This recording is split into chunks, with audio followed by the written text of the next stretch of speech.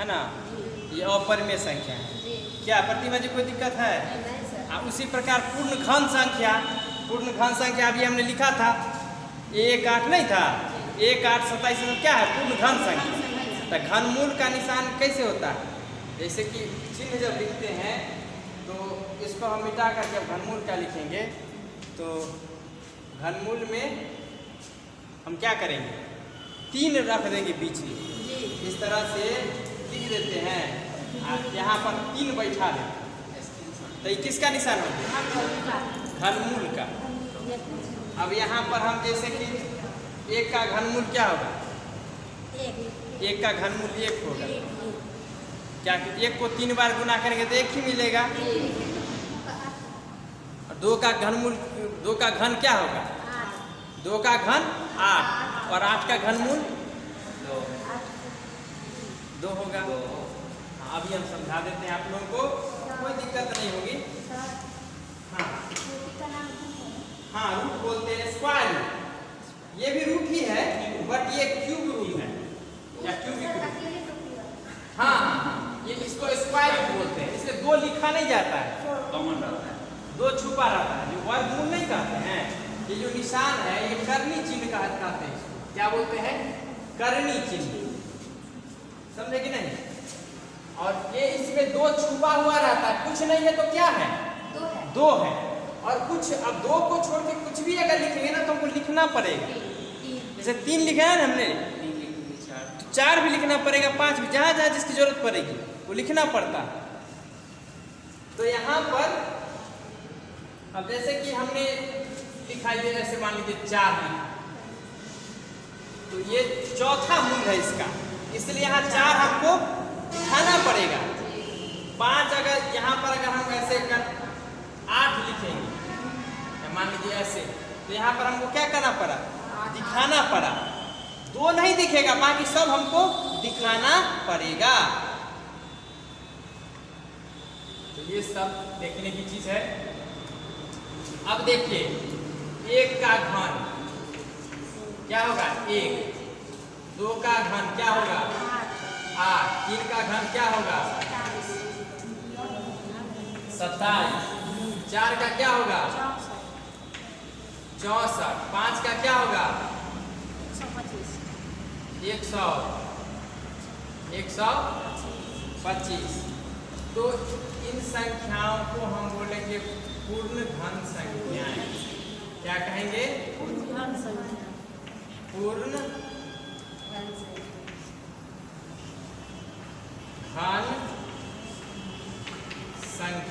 क्या कहेंगे? पूर्ण घन संख्याएं।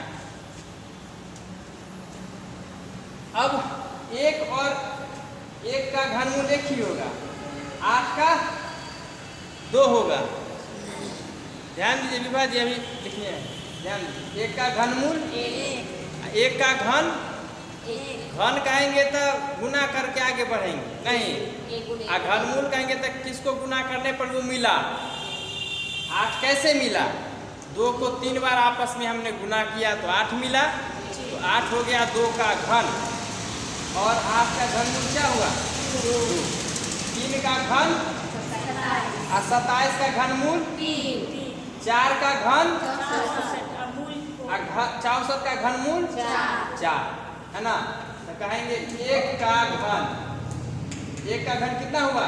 1, और 1 का घनमूल 1, और 1 का घनमूल 1 ही होगा, है ना? फिर 2 का घन और 8 का घनमूल। फिर देखिए 3 का घन और 27 का घनमूल, 4 का घन और 64 का घनमूल, 5 का घन और 125 का घनमूल 5। ये समझने में दिक्कत है कोई आदमी को? विभा जी अब क्यों समझिए, वो तो वीडियो में रहेगा ही, उसको एक एक बार तो देखना ही पड़ेगा रिवीजन के लिए, एटलीस्ट वन टाइम। जब आप स्क्रीनशॉट ले लीजिए इसको लिख दीजिए। तो ये घन घनमूल समझ गए, और इन संख्याओं को हम पूर्ण घन संख्याएं कहते हैं, समझ गए ना। पूर्ण घन संख्याओं का जब हम घनमूल निकालेंगे तो वो अपरिमेय होंगी। क्या होंगी? अपरिमेय की परिमेय। पूर्ण, आप लोग सुनते नहीं ठीक से। पूर्ण घन संख्याओं का घनमूल क्या होगा? परिमेय। पूर्ण घन संख्याओं का घनमूल क्या होगा? परिमेय। और उनको छोड़ के उनके बीच में जो आएगा उनका घनमूल क्या होगा? अपरिमेय। जैसे एग्जाम्पल में हम देखेंगे तो क्या क्या होगा। एग्जाम्पल देखें तो 1 और 8 के बीच क्या क्या आएगा बताइए? 2, 3, 4, 5, 6, 7 है ना। इसका घनमूल 3 यहाँ पे डाल दीजिए, यहाँ पे 3, यहाँ पे 3, यहाँ पे 3, यहाँ पे 3, यहाँ पे 3। फिर 8 और 27 के बीच क्या आएगा? 9। देखिए 9 का वर्गमूल क्या होगा? 3। वो परिमेय संख्या है, लेकिन 9 का घनमूल अपरिमेय संख्या। याद रखिए 9 का घनमूल क्या हुआ? अपरिमेय, और 9 का वर्गमूल परिमेय, क्योंकि 3 तिहाई 9 होता है तो वर्गमूल ना उसका ये होगा। कभी कभी कंफ्यूजिंग क्वेश्चन आ जाता है, जैसे पूछा जाएगा इन्हें बताइए अपरिमेय कौन सा, तो छात्र अक्सर जल्दबाजी में रहते हैं, देखते नहीं है। 9 का घनमूल पूछ देगा, कहेगा, तो आप जल्दबाजी में हो सकता है वर्गमूल समझ करके उसको टिक लगा दीजिएगा, है ना। तो याद रखना है कि घनमूल है कि वर्गमूल है, वो देखना है। तो यहाँ पर ये क्या है? घनमूल की वर्गमूल? ये कौन सा मूल है? ये घनमूल है। तो घनमूल परिमेय हुआ क्या अपरिमेय? अपरिमेय, क्योंकि इसमें नहीं ना है। 8 और 27 के बीच में पड़ जाता है, माने ये नहीं है। इन सब को छोड़ करके जो है ये सब परिमेय, हाँ ये सब परिमेय। इसका घनमूल क्या होगा? परिमेय। वर्गमूल की गारंटी नहीं दे रहा हूँ मैं किसी गारंटी दे रहा हूँ घनमूल की। जैसे देखिए इसका घनमूल 64 का घनमूल और 64 का वर्गमूल दोनों परिमेय। संयोग की बात देखिए, 1 का घन और 1 का घनमूल और 1 का वर्गमूल दोनों परिमेय है। 64 का वर्गमूल और 64 का घनमूल दोनों परिमेय क्या? लेकिन 9 में क्या है? वर्गमूल परिमेय और घनमूल अपरिमेय। इस सब चीज को माइंड में जब रख लीजिएगा ना तो भूलिएगा ही नहीं। क्या अब प्रैक्टिस करने से, चर्चा करने से ना होता है। जैसे हमने चर्चा की तो हुआ। फिर देखिए, फिर 9 के बाद 10, इस तरह से आगे बढ़ते कहाँ तक जाएंगे? 26 तक। कहाँ तक जाएंगे? 26 तक। अब फिर यहाँ देखिए, ये 28 से लेके कहाँ तक जाएंगे? 63 तक। तो यहाँ पर 28 होगा और आगे बढ़ते बढ़ते जाएंगे कहाँ तक? 63 तक। फिर इसमें 65 कहाँ से? 65 से 124 तक का। तो ये सब क्या है? ये सब अपरिमेय संख्या है। क्या है ये सब? अपरिमेय संख्या। ये सब की सब क्या है? ये अपरिमेय। क्या है? अपरिमेय, है ना। अब आप लोगों के मन में ये भ्रम तो नहीं रहेगा, परिमेय अपरिमेय बहुत समझ जाएंगे इजीली। पाई एक अपरिमेय संख्या, याद रखिएगा। पाई के बारे में मैंने कल बताया था ना। पाई का मान 22/7। पाई का मान नहीं, पाई का सन्निकट मान है, उसके निकट, है ना। हाँ, लेकिन पाई अपरिमेय है, 22/7 परिमेय है। समझे कि नहीं? गाय है तो भैंस है, क्या दोनों में यही फर्क है। तो पाई का सन्निकट मान 22/7 होता है या 3.14 होता है। पाई का एग्जैक्ट वैल्यू वो नहीं है। पाई एक अपरिमेय संख्या है, और अपरिमेय संख्या है तो इसका दशमलव के साथ अशांत अनावर्ती होगा। क्या होगा? अशांत अनावर्ती। ऐसे इसमें विशेष अशांत अनावर्ती का नहीं पढ़ना है, वो 9-10 की चीज़ हो गई, बट आप लोगों को थोड़ा कभी रखना चाहिए जानकारी। अच्छा रहता है। हम लोग इसमें ख़त्म हो गया। एक है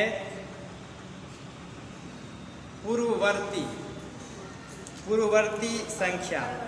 तो हाँ, तो प्राकृत संख्या से ठीक पहले वाली प्राकृत संख्या क्या कहलाएगी?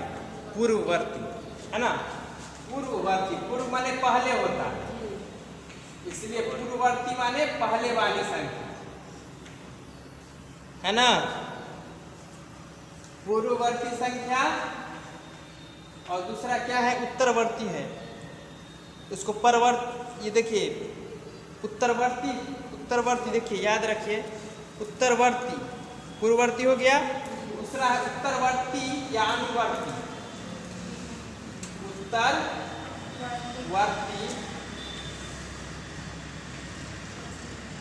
या अनुवर्ती, दोनों याद रखिएगा। अनुवर्ती,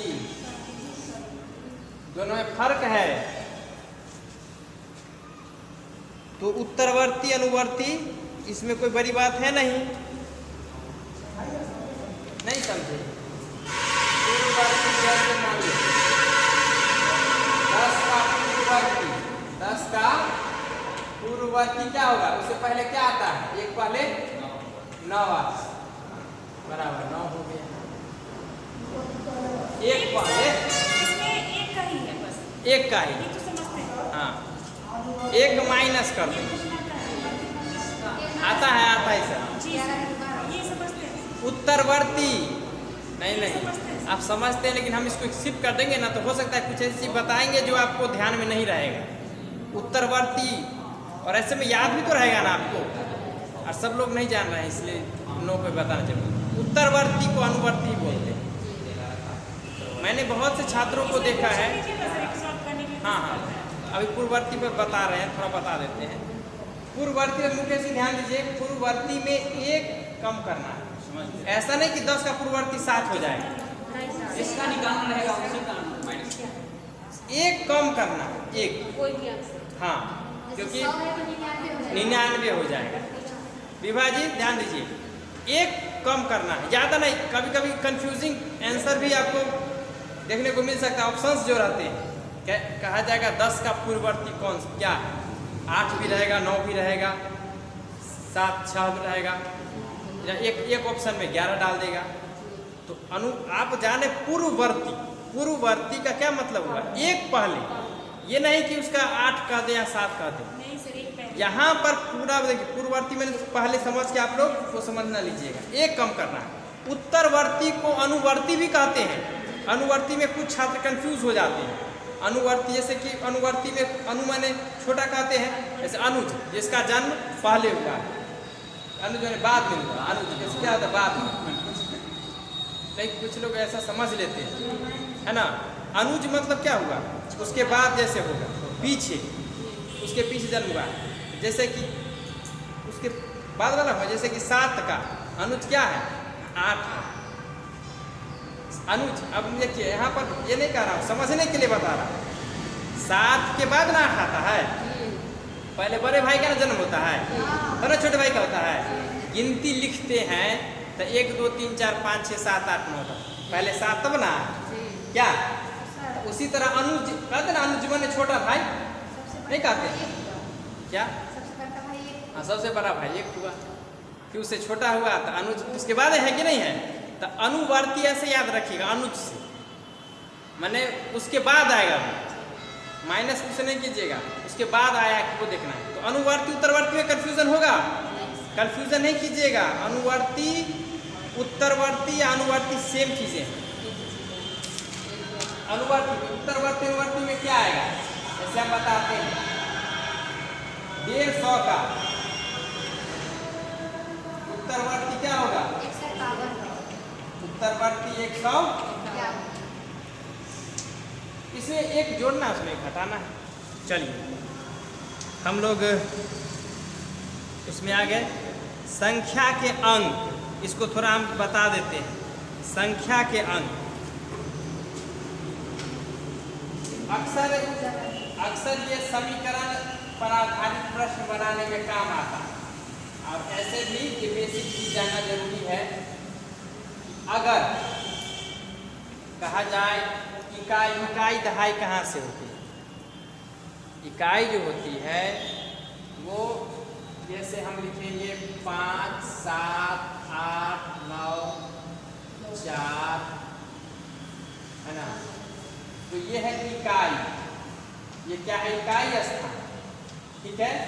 ये है दहाई, ये क्या है? सैकड़ा।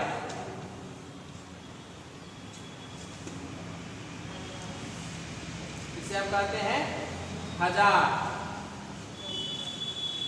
और क्या बोलते हैं? 10,000।